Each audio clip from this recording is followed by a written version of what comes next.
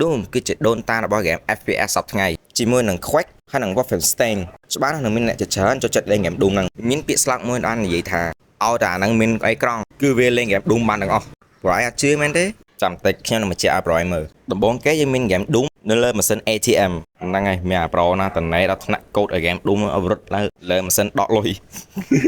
បន្ទាប់គឺ adapter HDMI របស់ Apple ហ្នឹងហើយ adapter ប្រើ adapter ដើម្បីលេង game yes ហើយបន្ទាប់នោះគឺល្បីជាងគេហ្មងដងពិនិត្យមើលផ្ទៃពោះសរសើរតែវាលេងបានប៉ុន្តែលេងនេះហើយអាដឺក្រេភ្នែកខ្ញុំដឹងឡើងមិនបានដឺក្រេទេពេលអញ្ចឹងមិនដឹងថាទឹកដៃមិនធម្មតាអូខេហើយ game Doom បន្ទាប់គឺលើម៉ាស៊ីន print ឬមួយក៏ម៉ាស៊ីន photo ក៏ដែរសម័យសេពឲ្យ photo ឯកសារលេងឃើញយូរម៉េចលេងដើរមើលឃើញពងលេង game Doom ហើយម៉ាស៊ីន game បន្ទាប់របស់យើងនោះគឺទូទឹកកក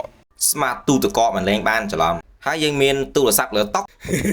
អូអាហ្នឹងធម្មតាមានស្អីទៀតពួកយើងអាចលេង Doom នៅលើ Excel ហ្នឹងហើយយើងលេង Doom នៅលើ Excel យើងអាចលេងបានមើលបណ្ណាគេថាបកកែខែ Excel លើកដៃឡើងមើលធ្វើ game Doom លេងលើ Excel បានហ្នឹងហើយយើងក៏មាន Doom លេងនៅក្នុង game Doom យើងមាន Doom នៅក្នុង game Stardew Valley មាន Doom នៅក្នុងផើងផ្កាមាន Doom លេងបានលើរណាអាឈើនិង Doom នៅក្នុង file PDF អស់នៅច្រើនទៀតហ៎